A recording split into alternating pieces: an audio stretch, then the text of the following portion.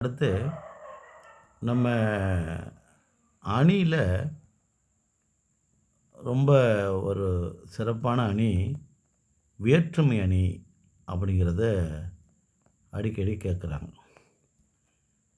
வேற்றுமை அணி அப்படிங்கிறது ரொம்ப ஒரு எளிமையான அணி.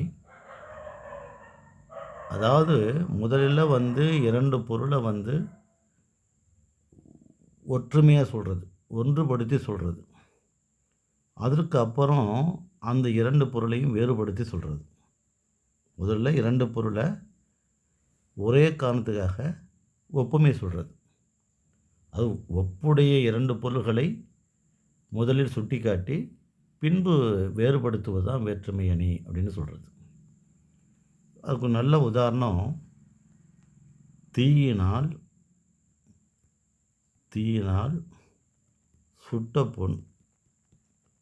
சுட்ட புண் உள்ளாரும் ஆறாதே நாவினால் சுட்ட வடு. இப்போ இதில் என்ன ஒற்றுமை அப்படின்னா, சுடுவதில் தீயும் சுடுது, நாவும் சுடுது.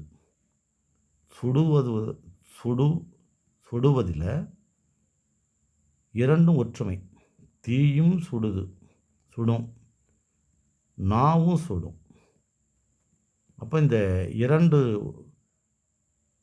பொருளும் சுடுவதிலே ஒற்றுமையாக இருக்குது. ஆனால் என்ன வேறுபாடு அப்படின்னு கேட்டால், தீயினால் சுடுவது ஆறுது, நாவினால் சுடுவது ஆறாதது. அதான் வேறுபாடு. சுடுவதில் தீயும் நாவும் ஒன்றுதான். ஆனால் எங்கே வேறுபடுது? தீயினால் சுடுவது என்பது ஆறிடுது, உள்ளாரும். தீயினால் சுட்ட புண் ஆறிடுது.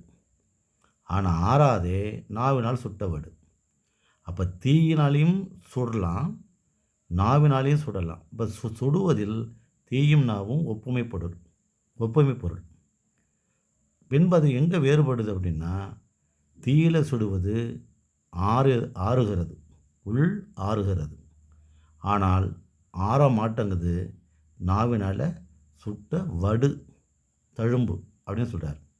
அப்போ ஒப்புமை உடைய சுடுவதனால் ஒப்புமை உடைய தீயும் நாவும் ஒன்று. ஆனால் அவ்விருக்கும் என்ன வேறுபாடுன்னா, தீயினால் சுடுவது ஆறுகிறது, நாவினால் சுடுவது ஆறாத வடுவாக மாறுகிறது. அதுதான் வேற்றுமை அணி. ஒப்புமை உடைய 2 பொருளை வேறுபடுத்தி காட்டுவதுதான் வேற்றுமை அணி என்பது நீங்கள் தெரிஞ்சுக்கணும். நன்றி, வணக்கம்.